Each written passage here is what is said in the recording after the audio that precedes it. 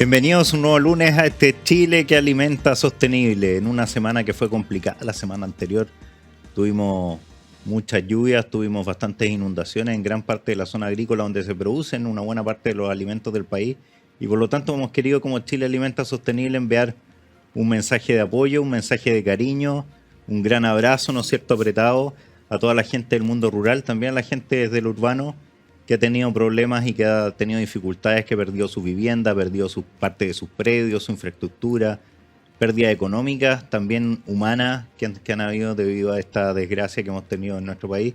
Y como programa quisimos también cambiar el foco desde lo que habitualmente tenemos, porque nuestro sector alimentario vive fundamentalmente desde el campo, desde lo rural, y se ha visto fuertemente afectado. Así que bienvenidos, y con este mensaje queremos dar inicio a este Chile Alimenta Sostenible junto a nuestra amiga María Emilia Undurraga.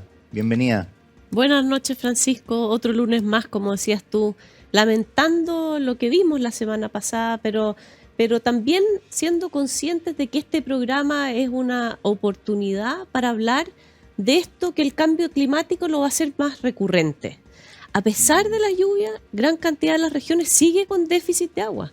Tenemos Maule, que ya superó un año normal, pero el resto de las regiones siguen con déficit. Y eso es lo que vamos a ver. Vamos a ver lluvias más concentradas, más fuertes, con más temperatura, con en el fondo con lo que produce justamente ese fenómeno. Por eso es importante conversar. Vamos a tener importantes entrevistados esta semana que no solamente nos hablan de los daños, sino que justamente de lo que tenemos que hacer para el futuro. Tenemos que pensar cómo nos vamos a adaptar. Lo hemos dicho en muchas oportunidades, Francisco. Chile es un país de los países más afectados por el cambio climático en temas de agua. Vamos a tener déficit mezclados con estas condiciones de lluvia fuerte, y por eso va a ser importante que volvamos a hablar de embalses, que volvamos a hablar de obras civiles, de obras públicas para poder contener, no solamente para tener agua para los alimentos, sino que para contener estas situaciones en el futuro. Vimos no solamente al mundo rural afectado, vimos ciudades, pueblos afectados. Eso es esperable que vuelva a ocurrir. Por eso tenemos que planificar, juntarnos el sector público, privado, la sociedad civil, para ver cómo lo resolvemos en el mediano y en el largo plazo. Y un gran abrazo para todas las personas además que estuvieron ayudando en esta desgracia. Hay gente que sale a la calle, que se dedica a hacer una labor anónima de ayudar a Carabineros de Chile, a bomberos, instituciones que de repente fueron tan vapuleadas en años anteriores por otros temas y que la verdad en estas ocasiones sacan lo mejor de sí para ayudar, y de manera bastante anónima. Me llegaban videos de bomberos y de carabineros ayudando a personas que están en situación compleja y especialmente en nuestro mundo rural, y que la verdad uno se emociona y es para sacarse el sombrero por esas instituciones y por esas personas que se dedican también a trabajar por el bien común. Así que un abrazo para todos ellos y sus familias. Exacto, ahí sale la solidaridad del chileno, así que no solamente a apoyar la emergencia, yo insisto, a pensar en el futuro. Así que por eso mismo, Francisco, cuéntanos tú, la semana pasada estuvimos en la Fruit Trade, estuvimos en la Expo Chile Agrícola, distintas instancias de conversación para poder adaptarnos a esta realidad. ¿Cómo te fue con esos entrevistados? Ya nos vas a contar desde allá. Así es, pues justamente vamos a estar desde allá y vamos a tener una primera conversación con José Luis Arumi, que es un verdadero experto en este tema también del manejo del estrés climático a raíz de lo que fueron las lluvias y las inundaciones, pero desde Fruit Trade, desde este centro también el mayor evento frutícola de Chile, y que se realizó de igual manera y se rellenó. Fíjate, llegaron 1.500 personas el primer día, en un día en que era súper complejo y donde muchos incluso provenían del Maule, de la región de O'Higgins, pero querían verse.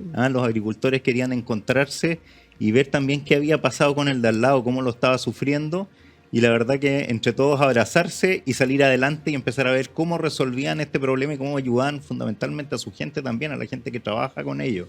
Entonces hubo mucho de solidario en esta Fruit Trade, tuvo un toque distinto al de años anteriores, eso me gustó mucho, lo encontré muy humano, y desde el punto de vista de poder tener algunos expertos relevantes también en el tema del agua y ver la tendencia de largo plazo, como tú hablabas, y cómo ir generando también enseñanzas de lo que pasó.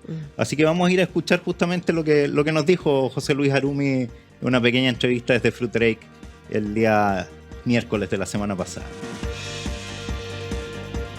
Bueno, y estamos en Frutrate, que justamente se realizó la semana pasada, porque estamos el lunes, ¿no es cierto? Pero grabamos desde acá la semana anterior cuando tuvimos el mayor evento frutícola del país en Santiago. Justamente una semana requete complicada. No era fácil hacer un evento acá en lo que era antiguamente Casa Piedra, en Vitacura, cuando justamente estaba todo inundado, gran parte de los predios agrícolas en el país. No era fácil, pero esto ya estaba montado, ya no había otra fórmula. Y resultó, la verdad, que en un evento bastante interesante donde estuvieron algunos de los referentes y nos encontramos con referentes claves también justamente para conversar sobre lo que pasó en gran parte del país, en gran parte de la zona agrícola del país, de las regiones agrícolas, en el corazón agrícola de Chile, con estas lluvias y desbordes de ríos. Y justamente estamos el día de hoy con un verdadero experto en estos temas. Estamos con José Luis Harumi, él es miembro de Juntos por el Agua, es académico de la Universidad de Concepción, de la Facultad de Ingeniería Agrícola y también del Centro de Aguas para la Minería y la Agricultura. Bienvenido a Chile Alimenta Sostenible, aquí desde Frutrate 2023, José Luis. Hola Francisco, gracias por la entrevista. Un evento muy interesante esto que está ocurriendo en tiempos muy interesantes. Vengo directamente desde Chillán, pasé volando por arriba de las inundaciones, pero realmente lo que está ocurriendo, sobre todo en Maule, en la región de Ñuble, es bien impresionante. Y uno puede ver cómo las juntas de vigilancia en este minuto están en primera línea, en terreno, enfrentando la emergencia. Ha habido todo un trabajo de evaluación de daño, contención de daño, pero la emergencia está lejos de terminar. Estamos teniendo un evento que realmente es algo que yo no lo había visto desde el año 87, que es cuando tenemos un temporal grande que causa muchos daños. En el Longaví destruyó 19 de las bocatomas del río, y cuando se está trabajando en recuperar el daño, se avanza en eso, viene un segundo temporal más grande que vuelve a llevarse todas las reparaciones. Entonces uno dice, ¿qué está pasando? Y esto en un periodo que es complejo también desde el punto de vista agrícola. Estaba empezando una falsa floración, un poco una prefloración en algunos frutos, y eso definitivamente se lo lleva el agua y se acaba la temporada para esos árboles. Y por otro lado todo lo que es la infraestructura de riego y todo el agua que queda sobre los predios. Claro, mira, recién conversaba con alguien que sabe mucho más del tema que yo, y me decía que este invierno ha sido un invierno relativamente moderado, no ha sido frío, por lo tanto en algunos casos la floración se está adelantando. Y este temporal de la segunda quincena de agosto nos pega e inunda muchos terrenos donde las raíces van a necesitar aireación. Entonces tenemos daños de todo tipo, daños en las bocatomas, en infraestructura vial, pero también daños en las plantaciones agrícolas que todavía no están cuantificadas, sin dejar de lado todos los daños en vivienda que están pasando. Esas casas que pasaron navegando por el río Maule son daños grandes, lo que está ocurriendo en Licantén también, por ejemplo, la mitad del pueblo inundado.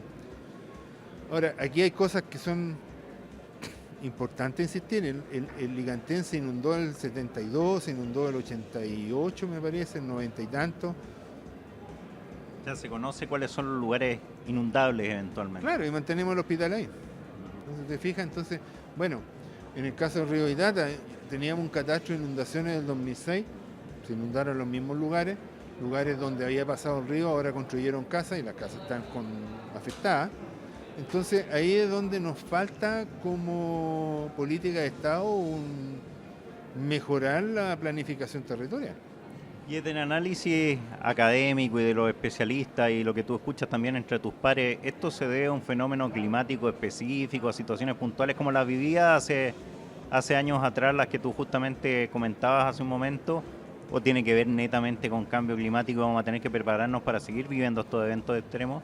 Mira, es difícil responder esa pregunta en forma honesta. Yo a las personas que saben más del tema me dicen que esto tiene una componente importante de cambio climático, tiendo a creerle, no es una opinión mía, pero lo que sí está ocurriendo, y que yo no soy climatólogo, yo trabajo más desde el punto de vista de la gestión del agua, es que tuvimos temporales con isoterma alta y eso nos va a afectar el almacenamiento nival, que nos va a afectar en definitiva la disponibilidad de agua en el verano.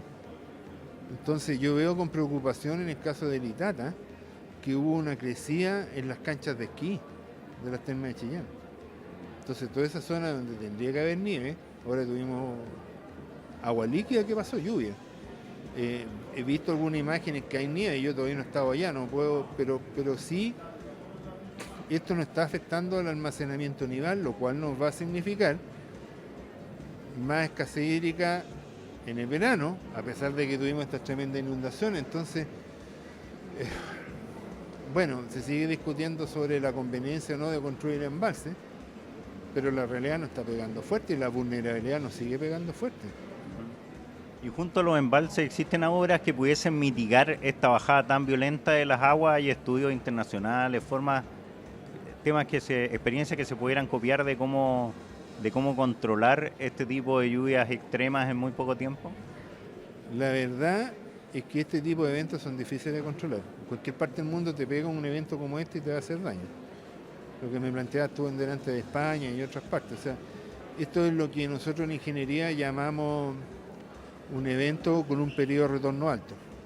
Y aquí hay cosas que uno ve en redes sociales, que se habla de colapso del puente de los Tres Arcos, por ejemplo, y ese puente, hasta donde yo he visto las imágenes, no colapsó el puente, sino que lo que falló fue una falla inducida, que es un criterio de diseño que nosotros tenemos en ingeniería, que es generar zonas fusibles, que son los estribos, la parte de acercamiento al puente, lo mismo que pasó en el puente Lircay, que eso se va para proteger el puente y después eso se repara rápidamente.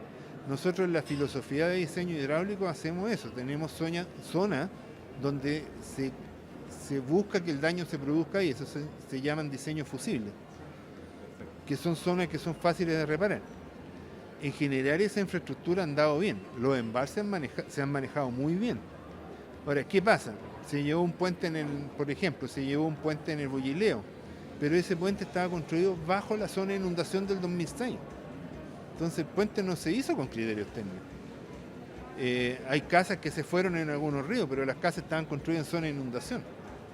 Entonces, hay que aprender de esta experiencia, sin lugar a dudas, y hay aspectos que se han trabajado bien y hay otros por mejorar. ¿Qué es lo que te gustaría a ti que mejorara? ¿Qué crees que se debiera mejorar y enseñanzas que debiéramos sacar de lo que ha pasado para poder afrontarlo de mejor manera en futuras ocasiones? Mira, la planificación territorial, yo he visto siempre de que, en el caso, siguiendo con el ejemplo de las casas que se llevó el río, voy y hablo con la gente de la municipalidad y me dice que eso está fuera del radio comunal, no está fuera del plan regulador. Y con eso queda todo esto en terreno de nadie, ¿te fijas? Entonces, la planificación estratégica, la planificación territorial, no tiene que limitarse al límite urbano de la ciudad, porque hay mucha gente que está construyendo parcelas en zonas de riesgo. Y esa gente se vio afectada. Esas casas que se cayeron en la tele son casas en parcelas que alguien parceló y nadie fiscalizó, nadie le dijo, oye, ¿sabes que eso se debe ir en una inundación? Y desde el sector productivo agrícola vimos mucha afectación también en predios agrícolas, predios de hortalizas, en predios de frutales, en semilleros también. La verdad que ha sido bastante grande la afectación. ¿Existe una evaluación de eso? Y lo otro, ¿de qué manera afecta al mundo rural, a este mundo que busca alimentar sostenible, como decimos en nuestro programa? Mira, yo estoy convencido que la agricultura es una actividad tremendamente noble que tiene que lidiar contra la naturaleza. Lo que tenemos ahora es una inundación que yo recién conversaba con gente que me decía que hay un impacto en las raíces de los árboles que están inundados, sobre todo considerando que este invierno fue tibio y que la floración se está adelantando. Entonces,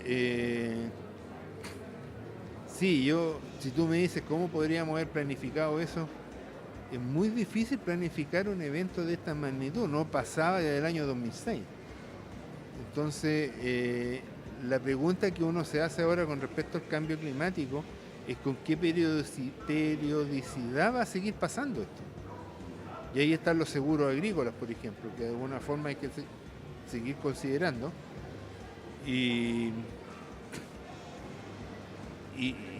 generar, en ese sentido, mantener los cauces limpios. Por ejemplo, esta gran parte del daño que no es agrícola, pero que ilustra muy bien lo que ocurrió, fue el tema del puente Mapocho en la crecida de junio.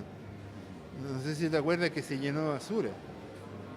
El año 84 el desastre que hubo en Reñaca fue igual por eso, porque se llenó de basura el puente Reñaca en un camino internacional, creció el estero Reñaca y destruyó el puente y se produjo un aluvión que cayó sobre Reñaca. Entonces, la mantención de los cauces, la mantención de las quebradas, el incendio de Viña, saliéndome un poco el tema de la inundación, el incendio de Viña de fines del año pasado, se debió a que había basura acumulada en la quebrada, que fue un combustible, hubo un evento de viento.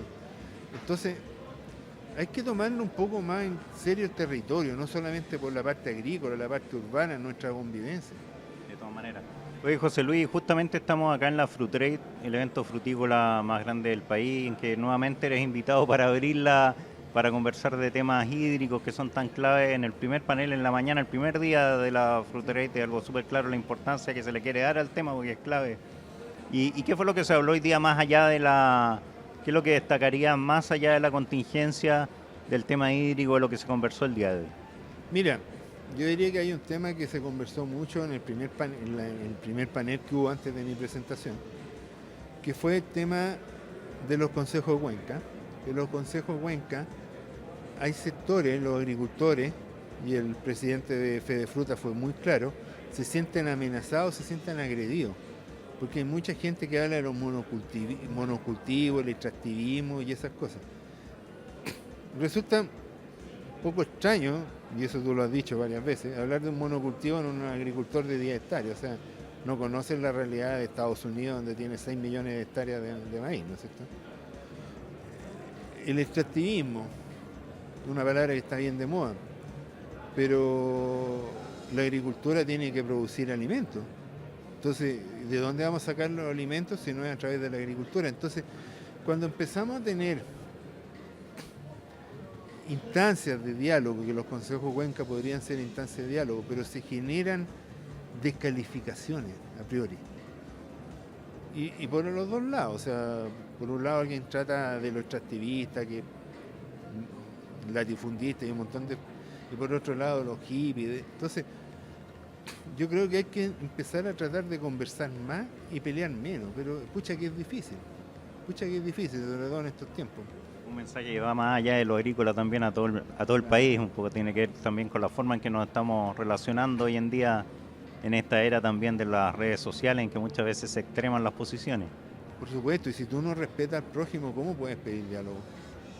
Es difícil, tenemos que dialogar, tenemos que conversar.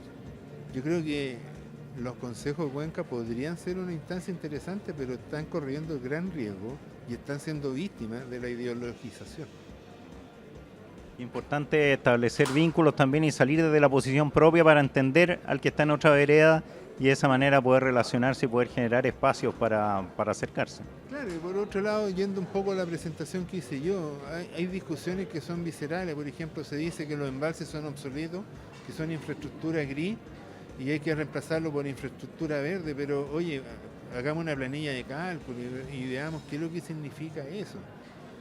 Yo siempre uso el ejemplo, ya, perfecto, la infraestructura verde es como usar colectivos para el transporte público y el embalse es como usar una línea de metro.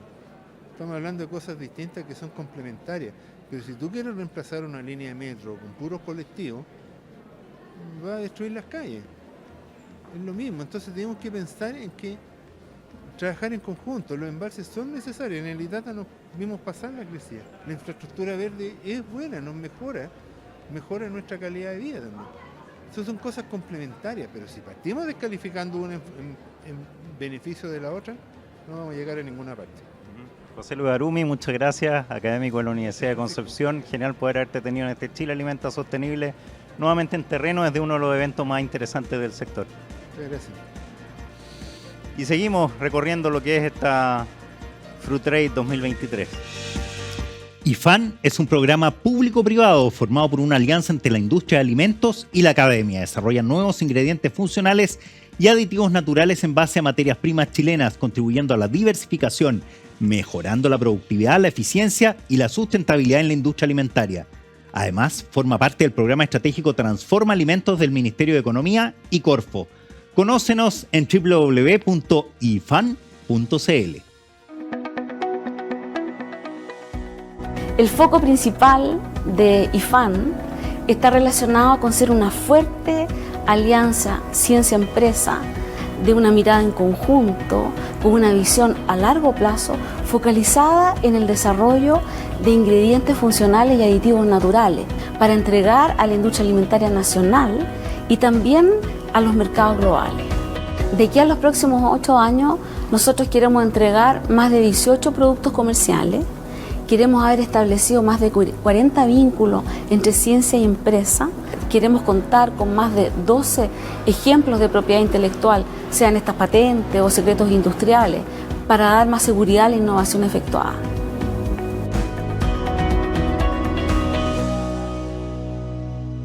Si fuiste afectado por las inundaciones de agosto de 2023 y perteneces a alguna de las zonas declaradas en alerta roja por Senapred, Banco Estado creó medidas de apoyo para ayudar a las personas, micro y pequeñas y medianas empresas a salir adelante de esta emergencia climática. En Banco Estado, cuando el país nos necesita, estamos. Conoce las medidas de apoyo en bancoestado.cl. Banco Estado. Interesante entrevista de José Luis Arumi desde la Fruit Trade. Gracias, Francisco, por esa conversación. Importante conocer el contexto general y la visión desde allá, desde la Fruit Trade y desde la Universidad de Concepción también. Y después seguiste las conversaciones, Francisco. ¿Con quién más te topaste? ¿Con quién más pudiste conversar? Bueno, fue un agrado porque nos fuimos topando con distintos líderes agrícolas de diversos sectores y por supuesto todos los preocupaba también el poder entregar un mensaje de aliento y a la vez también de proyección hacia adelante sobre lo que se podía hacer tras esta desgracia que sufrimos la semana pasada, ¿no es cierto?, con los desbordes de río, de infraestructura de riego. Y tuvimos la oportunidad de conversar con Antonio Walker, con el presidente de la SNA, y también poder conversar con Víctor Catán, uno de los directores, ¿no es cierto?, de Fedefruta, para que nos dieran la visión de sus respectivos sectores al respecto y como dirigentes también enviaron un mensaje de aliento a cada uno de los productores. Y estamos como siempre haciendo Chile Alimenta Sostenible, acá desde Fruit Trade, y para conversar unos minutos con José Antonio Walker, el presidente de la SNA, y justamente no podemos dejar de lado la coyuntura, lo que ha sucedido con nuestros agricultores y también con la civilidad, con el mundo en general, agrícola, rural y también urbano, con lo que han sido estas lluvias, estos desbordes de río, de infraestructura de riego, etcétera, en distintos lugares del país, fundamentalmente en la sexta, séptima región, Maule, Biobío, Ñuble y parte de O'Higgins. ¿Qué le dirías a esos colegas agricultores que la están pasando mal en estos momentos? Bueno, Francisco, primero un desastre natural bien brutal, ¿no? Hemos tenido daños muy graves en sectores rurales, en caseríos, villorrios, pueblitos, ¿no es cierto? Y mandarle un saludo muy especial a los trabajadores agrícolas, mandarle un saludo muy especial a los agricultores, mandarle un saludo muy especial a todos los habitantes del mundo rural que están sufriendo la inclemencia del tiempo. Como decía Francisco, desde O'Higgins a Biobío hemos tenido daños brutales.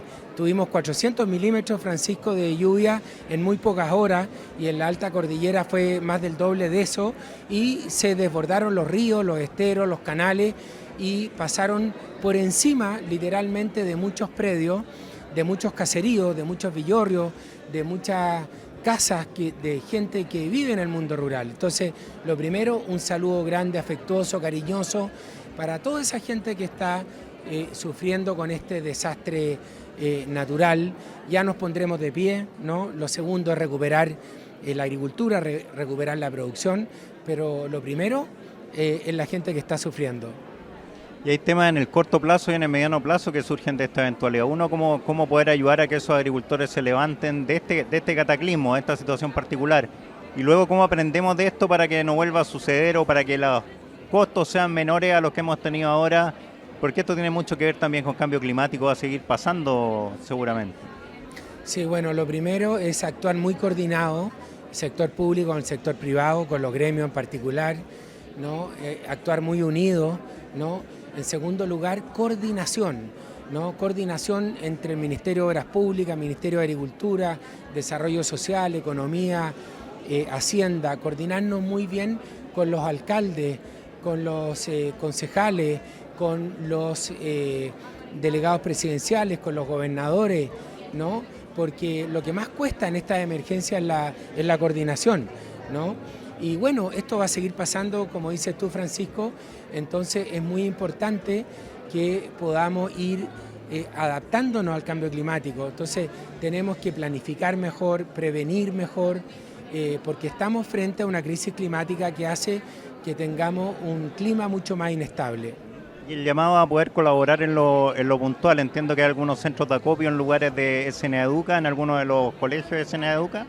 Bueno, nosotros tenemos 20 colegios a lo largo de Chile y estamos abriendo los liceos agrícolas, nos estamos contactando con los alcaldes para ver cuáles son sus necesidades y poder recopilar esas necesidades y llevarlas a las comunas más afectadas. Así que los invito a meterse a nuestras páginas, a nuestras redes sociales para informarse en qué lugar podemos prestar ayuda para ir en ayuda de tanta gente que lo está pasando tan mal. Y finalmente estamos en la Frutrade. ¿Qué rescatas de este evento más allá de la coyuntura de este evento climático? Bueno, me encantó la mirada que le dio Frutrade a esta jornada de trabajo, que es ver el futuro, que ver la tecnología. ¿Cómo abordamos el futuro? ¿Cómo abordamos las oportunidades? ¿Cómo abordamos los desafíos? ¿No? Esta cosa tecnológica que es tan importante, ¿no es cierto? Hemos hablado tantas veces contigo, Francisco, con la Mary, de que el mundo va a demandar más alimentos, un 50% más alimentos. Esos alimentos hay que producirlos con menos agua, menos suelo, menos agricultores, en un contexto de crisis climática, pero con mucho más tecnología. Entonces esta mirada futurista que aquí estamos viendo de agricultura 4.0, agricultura inteligente, cómo incorporamos la inteligencia artificial, cómo renovamos la agricultura con jóvenes, ¿no? El llamado que nos hace Fedefruta, felicitar a Jorge Valenzuela, su presidente, por la mirada que le ha dado a este encuentro. Muchas gracias, Antonio, por estas palabras para Chile Alimenta Sostenible y para los agricultores, fundamentalmente en este momento complejo. Muchas gracias. Muchas gracias, Francisco. Solidarizar con los agricultores, agricultoras, ánimo, fuerza, somos resilientes. La agricultura ha pasado por épocas muy difíciles, esta una más, y estoy seguro que nos vamos a poner de pie con el esfuerzo de todos. Era el presidente de la SNA, Antonio Walker, y seguimos conversando con más líderes en Chile Alimenta Sostenible acá desde la Frutrade.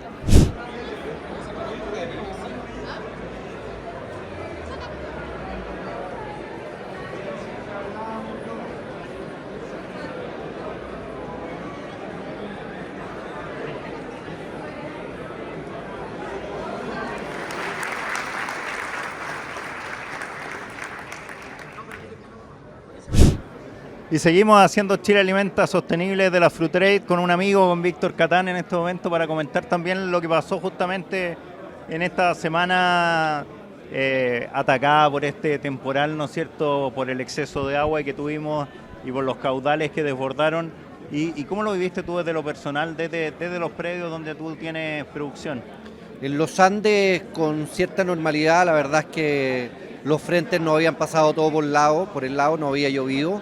Y ahora vamos del orden de 48 milímetros de agua caída en este evento y 2 metros y un poco más de nieve en la zona Portillo. Y en la sexta región, en San Vicente de Aguatagua, estamos bastante inundados, estamos con plantaciones completamente bajo el agua, sin afectaciones personales a nuestra gente, pero sí en el sector con muchas afectaciones, por lo que le mando un saludo a todos esos agricultores, a toda esa gente que está pasándola mal, sobre todo a esa gente de escasos recursos, que pierde prácticamente todo lo que con mucho esfuerzo ha logrado reunir y conseguir. Oye, para un agricultor mediano, agricultor pequeño que tiene su predio, ¿qué posibilidades hay? ¿Qué se espera? ¿Qué esperas tú que se puedan llegar también como solución en estas circunstancias? ¿Existe posibilidad de financiamiento?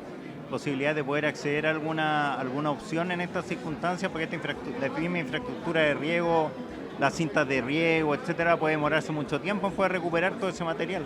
Sí, lo primero es hacer un catastro de cuáles son las pérdidas y de poder focalizar la ayuda como gremios, como Fedefruta, como SNA, ser articuladores, puente entre las autoridades públicas y el mundo privado, preocuparse esos pequeños agricultores, muchos de aquellos que tienen hortalizas, es segunda vez que tienen un evento de esta magnitud climática, es segunda vez que pierden sus siembras y eso tiene un impacto económico importante. En la fruticultura, vuelvo a insistir que hay que hacer un catástrofe de ver cuáles son los perjuicios que se van a producir. Por lo pronto me atrevería a decir que la infraestructura de riego va a sufrir un daño relevante, que hay que reponer y hay poco tiempo para reponerla. Septiembre esa infraestructura tiene que estar funcionando y ver cuáles son los daños colaterales que van a tener las plantaciones. Por ejemplo, enfermedades fungosas. Tenemos muy cercanos ya las floraciones de algunos árboles y vamos a ver cómo se van a comportar. Y estamos justamente aquí en Fruit Trade, ¿no es cierto?, este evento frutícola que es el principal del país en el año. ¿Y cuáles son los otros temas independientes de esta coyuntura que se han tratado acá y que te han parecido relevantes? Bueno, el tema de la sustentabilidad se ha puesto un tema bastante fuerte aquí, que lo hemos escuchado en distintos interlocutores que han estado relatores, que es el tema de la permeabilidad de los permisos para desarrollar políticas públicas que vayan en pro del desarrollo del agro, de la fruticultura. Estamos compitiendo con gente en el hemisferio sur como Perú y nos estamos quedando atrás y eso tiene un impacto social en el mundo rural muy importante.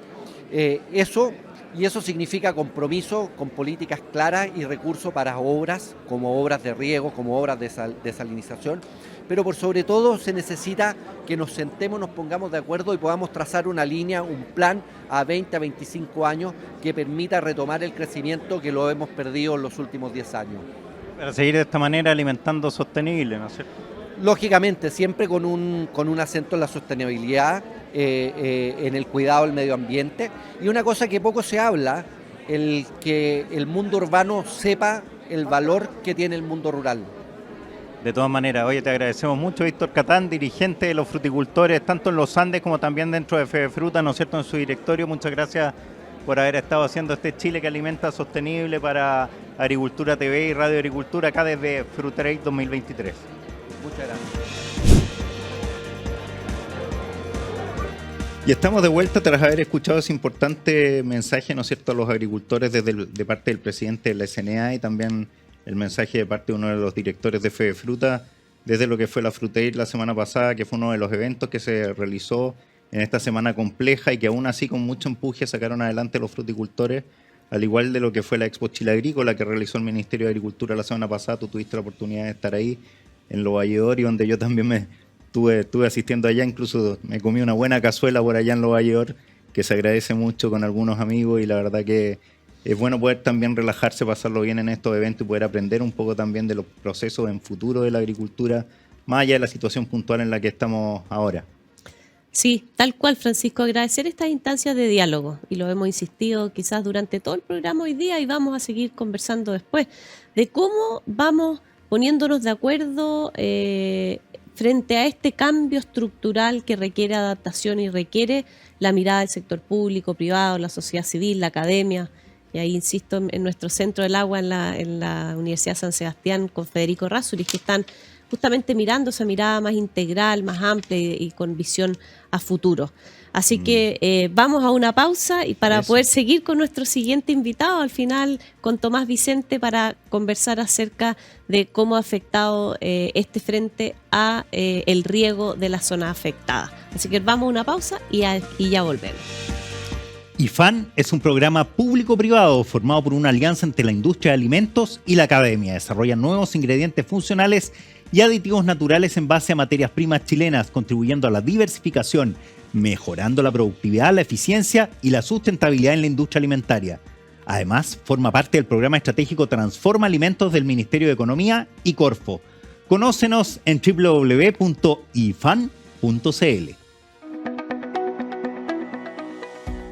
El foco principal de IFAN está relacionado con ser una fuerte alianza ciencia-empresa de una mirada en conjunto, con una visión a largo plazo, focalizada en el desarrollo de ingredientes funcionales y aditivos naturales para entregar a la industria alimentaria nacional y también a los mercados globales. De aquí a los próximos 8 años, nosotros queremos entregar más de 18 productos comerciales. Queremos haber establecido más de 40 vínculos entre ciencia y empresa.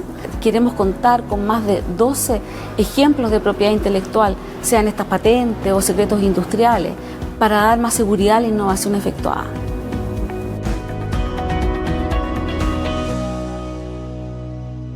Si fuiste afectado por las inundaciones de agosto de 2023 y perteneces a alguna de las zonas declaradas en alerta roja por Senapred, Banco Estado creó medidas de apoyo para ayudar a las personas, micro y pequeñas y medianas empresas a salir adelante de esta emergencia climática. En Banco Estado, cuando el país nos necesita, estamos.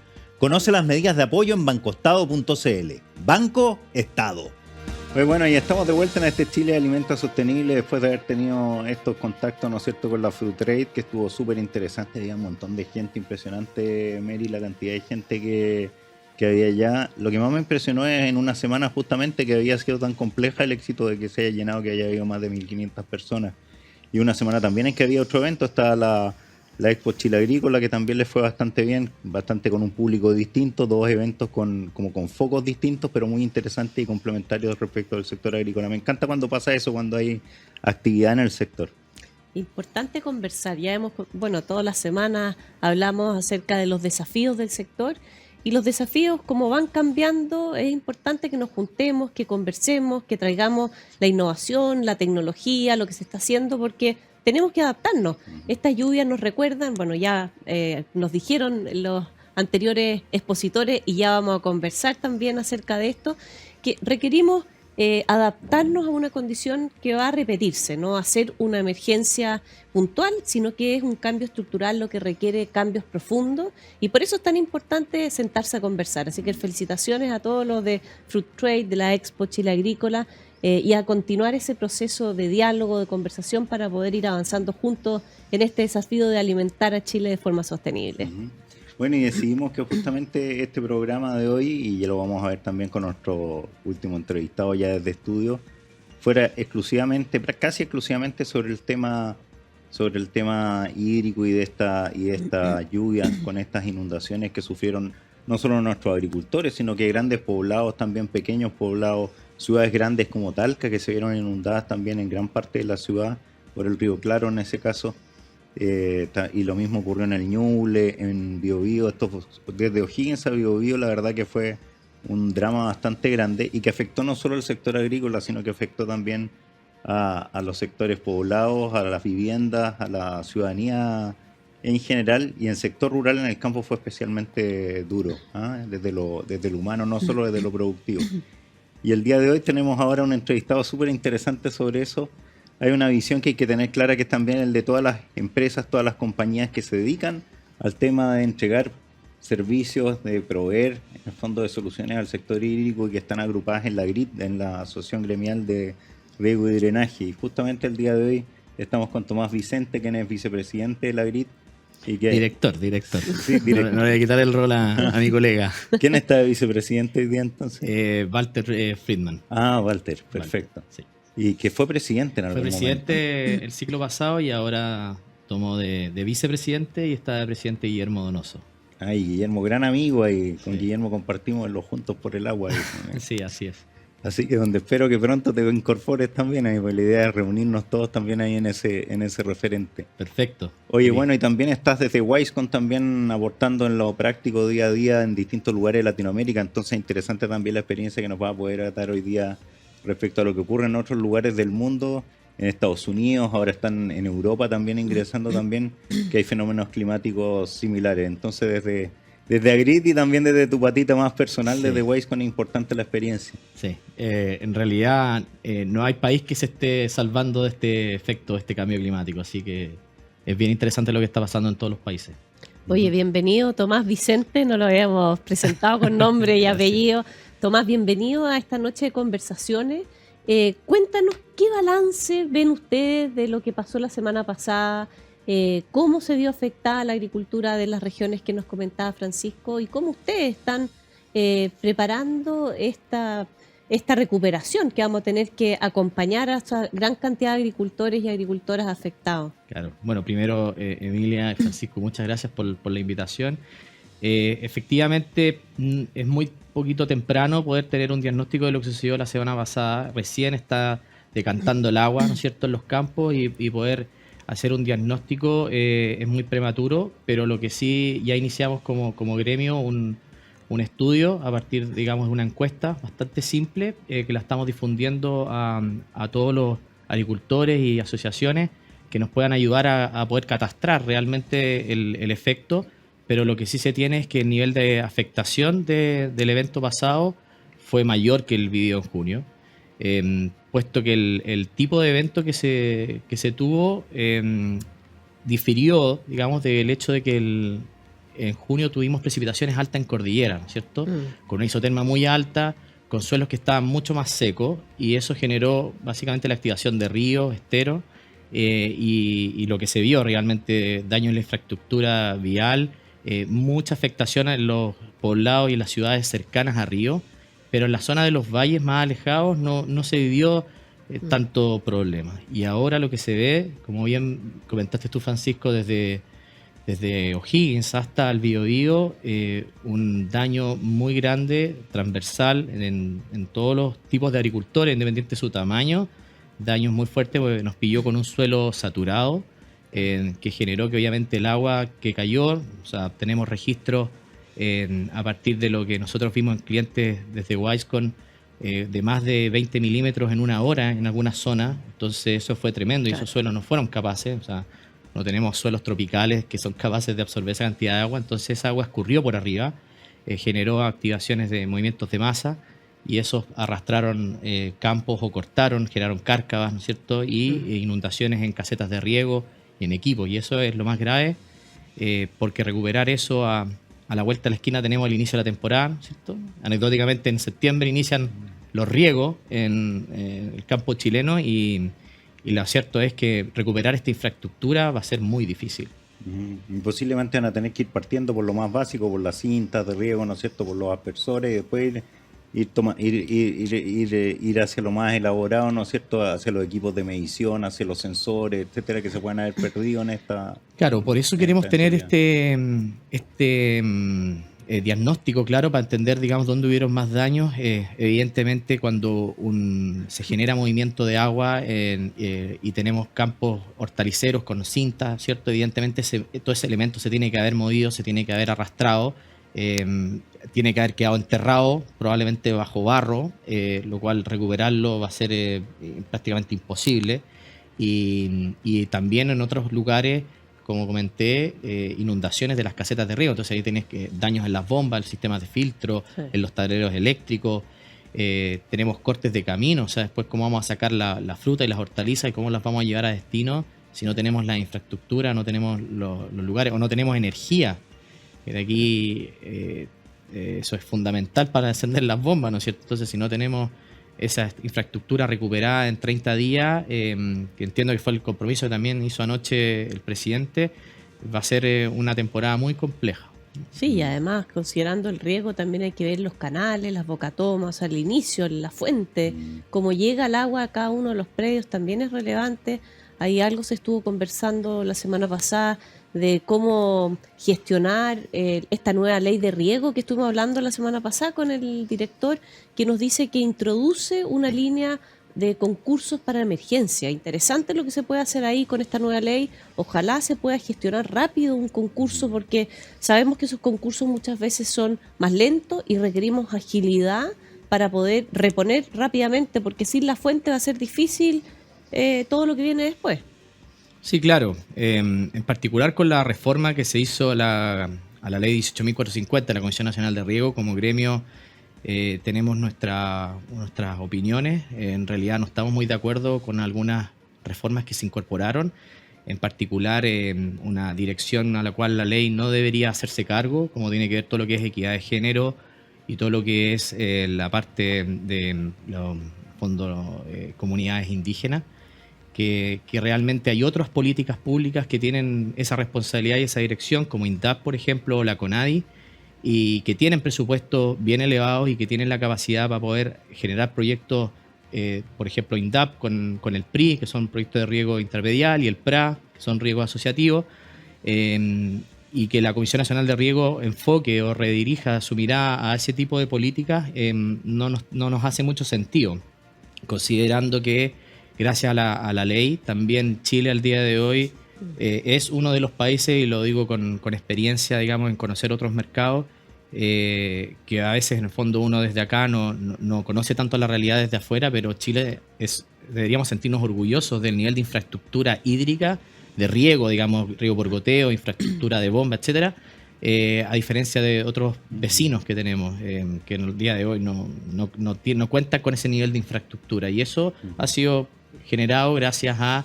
la Comisión Nacional de Riego, y podemos estar enfrentando este nivel crítico de sequía que no la disfrutan o no la tienen otros países cercanos a los nuestros. A propósito de lo que es el rol también de las distintas organizaciones y lo que es cómo funciona el sistema de riego en Chile, y que a veces hay mucha mitología al respecto, y de repente en estas circunstancias va emergiendo más la verdad, la realidad de lo que ocurre, y hemos visto un rol súper preponderante en estos días, en la semana pasada, de las juntas de vigilancia y las organizaciones de usuarios de agua, que finalmente son privados, ¿no es cierto? Son los propios usuarios que conducen, que trabajan, que manejan el agua en Chile, y que la verdad es que han tenido un papel muy protagónico en ir catastrando y en ir mostrando a la ciudadanía, incluso en ir previniendo. Han cumplido funciones justamente de ir diciendo también, veía el otro día del río Lontué también algunos dirigentes, por dar un ejemplo, a través del Instagram, he ido siguiendo la situación de los distintos canales de riego y también algunas soluciones de desinformaciones que se producían. Entonces están diciendo que hay un desborde en este lugar y que un canal colapsó. No ha colapsado, y iba informando la propia presidenta o vicepresidenta de esa organización. Y eso está ocurriendo en distintos lugares. ¿Cómo ves que también este evento hace aflorar también ciertas realidades que no estábamos todos pudiendo ver en el país respecto al rol de estas organizaciones? Yo creo que, como bien dices, las organizaciones de usuarios de agua, juntas de vigilancia, sesiones de canalistas, etcétera, han tomado un rol muy preponderante en lo que es la administración y la gestión y la distribución del agua. Han tenido la capacidad de poder organizarse ellas mismas, evidentemente con el apoyo estatal de la construcción de infraestructura, ¿no es cierto?, revestimiento, implementación incluso de telemetría, que permiten agilizar y mejorar el trabajo que ellos han hecho, pero ha sido un trabajo que a veces ha estado poco valorado, diría yo. Yo creo que es súper importante darles, y este tema que está saliendo a flote, que es la propuesta de manejo de cuenca, encuentro en gran parte razón a las asociaciones, porque de alguna forma les vienen a poner directrices cuando ellos han administrado y han logrado enfrentar la realidad de la sequía durante todos estos años, y vienen un poco a ponerle pauta de cómo se tiene que hacer. Yo creo que hay que dejarlos a ellos, tienen mucho conocimiento, tienen harta expertise de cómo enfrentar, han cambiado, han encontrado formas, incluso porque muchos derechos de agua son en litros por segundo, ellos han buscado la forma también de adaptarlo, de ponerse de acuerdo, y yo creo que esa forma le ha traído también muchos beneficios a los mismos regantes, de una forma más correcta o políticamente adecuada de poder entenderse entre ellos. Así que no hay que quitarles el piso a estas asociaciones y a estas comunidades de agua. Oye, totalmente de acuerdo, Tomás. Tú decías poco valorado, yo agregaría invisibilizado, y que quizá estos desastres ayudan a la ciudadanía completa a darse cuenta de lo que pasa en el mundo rural. Esta discusión se ha tornado a ratos bien urbana, desde la ciudad para el campo. Y ahí siempre lo comento en la Universidad de San Sebastián, hoy día yo estoy trabajando ahí, estamos también en un centro del agua, con esa mirada más amplia, porque no es solo el consumo humano, o solo el riego, o solo el medio ambiente, sino que cómo equilibramos. Al final, el gran desafío que es armonizar ese uso, va a ser un desafío de todos. ¿Qué les falta a estos consejos de cuenca para realmente ver ese rol de las asociaciones? Porque yo veo a las asociaciones bien dispuestas a sentarse a la mesa, pero es distinto cuando te sientan en una mesa que no es la mesa donde tú puedas, con tu experiencia, con tu historia, aportar. ¿Qué dirías tú que falta en ese Consejo de Cuencas para poder hacerlo operativo? Porque sabemos que tenemos que enfrentarlo, vamos a tener que adaptarnos, tenemos menos agua, tenemos que hacer cosas distintas. ¿Han podido conversar acerca de propuestas ahí? Mira, como gremio de la GRIT, que representamos más bien a la industria del riego, no estamos directamente relacionados con la Junta de Vigilancia de Canalistas. Yo creo que esto da pie para, como el tema del agua es transversal y parte en el fondo por las asociaciones que son los responsables de captar el agua en los ríos y transferirla a los campos, que es después con cómo nos conectamos, porque finalmente nosotros representamos a la industria del riego, ¿no es cierto?, a las empresas de riego, a las empresas consultoras de ingeniería, etcétera. Creo que lo que hace falta es diálogo, es poder sentarse, pero sobre todo que el Estado, en este caso en particular el gobierno, escuche la experiencia que tienen las asociaciones de canalistas y las juntas de vigilancia sobre cómo ellos han podido administrar el agua y preguntarles realmente qué es lo que les hace falta. Porque venir con una varita mágica a decir, no, es que la cosa se tiene que resolver de esta manera, yo creo que no es correcto. De hecho, es hasta violento decirlo, y creo que aquí hace falta diálogo y poner en el fondo sobre la mesa la experiencia que tienen estas asociaciones y ver desde ahí cómo podemos construir hacia adelante. O sea, llevan, como les dije, años distribuyendo el agua y, o sea, más que años llegan desde el inicio de la construcción de la primera junta o distribuidora de agua, que fue el canal San Carlos, ¿no es cierto? Toda Lava y toda la obra que se hizo fue de las más antiguas que se tiene, y desde ahí nace en el fondo la distribución del agua. Entonces yo creo que echar por el tarro o la basura en el fondo esa experiencia, yo creo que no corresponde, y ahí visibilizarlos y poner esa experiencia sobre la mesa. Yo creo que ahí eso diría yo que es lo que hace falta el día de hoy, escucharlos más y ver qué es lo que hace falta: infraestructura, tecnología, evidentemente, para la distribución correcta del agua, y que eso va en una conversación paralela a toda la conversación que se está llevando sobre cómo va a ser la ley o el código de agua, si se cambia o no se cambia la Constitución, etcétera, que eso ya es un tema en paralelo. Pero dado que ya el gobierno planteó este tema sobre la mesa, sentarse a conversar, pero con altura de mira. Sí, ayer tenía una conversación con Luis Gurovich, que fue presidente justamente de Agrit y fundador de Agrit hace unos años atrás. Y mentor mío, fue mi profesor en la universidad. Gran maestro. El profesor de riego, yo también lo tenía. No, y la verdad que, bueno, sabe un montón Luis, y la verdad es una tremenda experiencia. Y tiene esa cosa de los que tienen la experiencia que dicen como las verdades sin filtro ya, ¿no? Entonces, claro. Bueno, y él nos decía, mira, que este es un chancho mal cortado de cierta manera, porque en el fondo hay el tema de los consejos de cuenca, es como una especie de decisión política sin base legal detrás hoy en día, y que en el fondo se está armando como en la práctica, y al armarse en la práctica no tiene reglas claras normalmente. Entonces, y lo que él esperaría es que se generara algo más parecido a lo que se ha hecho en otros países donde hay experiencia, donde efectivamente existe una autoridad del agua, y en cada región se nombra una autoridad del agua, y esa autoridad del agua a la vez tiene una estructura ejecutiva, menos de sentarse a conversar en una mesa, sino que más ejecutiva, y donde participan varios entes, dentro de los cuales sí las organizaciones de usuarios de agua deben tener un rol muy preponderante, y junto con ellos ir definiendo año a año la cantidad de agua que se puede entregar según cómo viene el tema pluviométrico, etcétera. Que es muy parecido a experiencias de otros países. A mí me tocó verlo en Barcelona, era exactamente en Cataluña cómo se maneja el agua, es así, de esa manera. Y en otros países del mundo pasa exactamente lo mismo. O sea, pero aquí estamos como metidos en un ambiente de que o nos quedamos tal cual como estamos, porque está maravilloso, o lo destruimos por completo y lo cambiamos en un terremoto total por otra cosa totalmente distinta. Y la situación del diálogo queda un poco en el camino, y de tomar la experiencia internacional.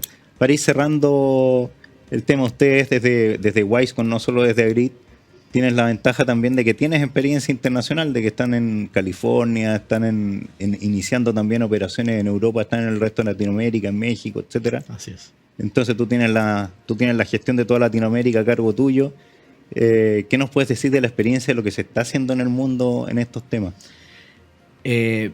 Mira, en realidad, claro, nosotros como Wisecon tenemos operación fuerte en lo que es Latinoamérica, Chile, Perú, México, Estados Unidos, también con fuerte presencia, y acabamos de abrir Europa. Estamos conociendo la experiencia, digamos, de España, que es uno de los mercados que tiene muy bien desarrollado este tema de infraestructura, digamos, con con distribución de agua con alta tecnología. O sea, en el fondo tú tienes un grifo, de alguna manera, en la puerta de tu campo, con un caudalímetro, con un medidor de agua, donde cada gotita que te va entrando se paga.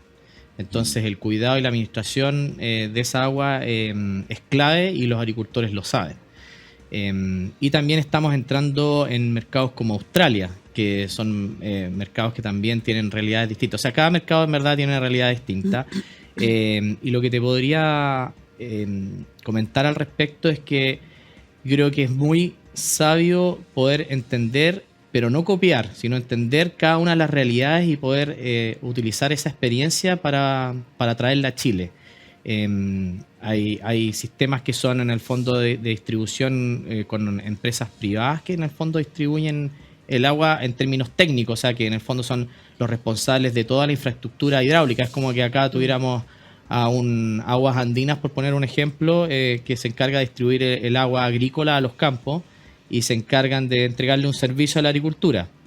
Que ese rol lo pudiera tomar perfectamente las asociaciones de distribución de agua, digamos, las acciones de canalistas, sin una entidad política arriba, digamos, sino que meramente técnica, y que sean las responsables de distribuir el agua. En California también hay entidades que son capaces de poder distribuir y transmitir todo el tema, está muy bien organizado.